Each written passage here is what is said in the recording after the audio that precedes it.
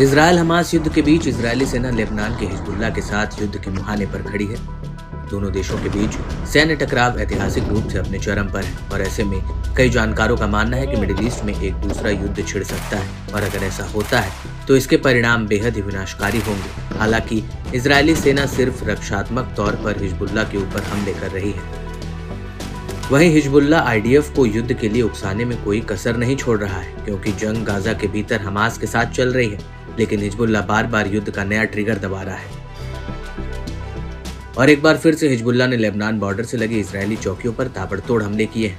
Hezbollah ने दावा किया है कि उसने एक ही दिन में इजरायली सेना के खिलाफ 6 बड़े हमले किए, लेकिन इन हमलों के बीच हिजबुल्लाह ने आईडीएफ के एक लड़ाकू जेट पर बहुत बड़ा हमला किया। हिजबुल्लाह का कहना है कि इजरायल का ये जेट दक्षिणी लेबनान की सीमा में मंडरा रहा था, जिसके ऊपर उसके एयर डिफेंस सिस्टम ने जमीन से हवा में मार करने वाली एक मिसाइल दागी, जिसकी वजह से इजरायली गेट को लेबनानी सीमा से भागना पड़ गया। हिजबुल्लाह ने इसको लेकर एक वीडियो भी जारी किया है, जिसमें आसमान में एक प्लेन नजर आ रहा है जिस पर एक मिसाइल फायर होती है और मिसाइल फायर होने के तुरंत बाद ये प्लेन वहां से भाग निकलता है।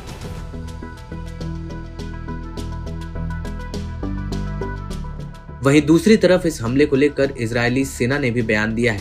आईडीएफ का कहना है कि जेट कभी भी किसी भी गंभीर हमले के जोखिम में नहीं था।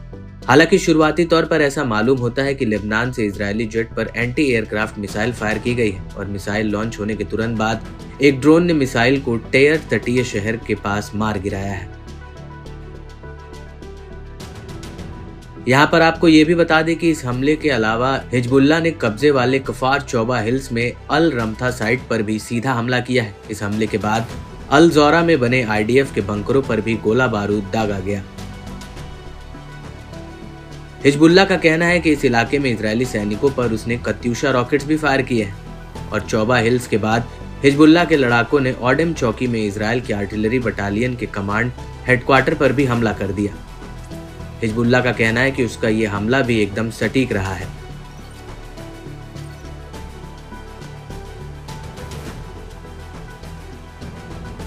और इस हमले के बाद दोपहर करीब 12:50 के आसपास हिजबुल्लाह के लड़ाकों ने बिरकेट, रिशा और गैरिसन चौकियों पर हमला कर दिया। यहाँ पर हिजबुल्लाह ने इजरायल के जासूसी उपकरणों को तबाह करने का दावा किया। इसके अलावा रुवैसत अल अलम साइट पर भी आईडीएफ के जासूसी उपकरणों पर हिजबुल्लाह ने हमला किया है। हिजबुल्लाह का दावा है कि उसके ये दोनों ही हमले टारगेट पर एकदम सटीक हुए हैं।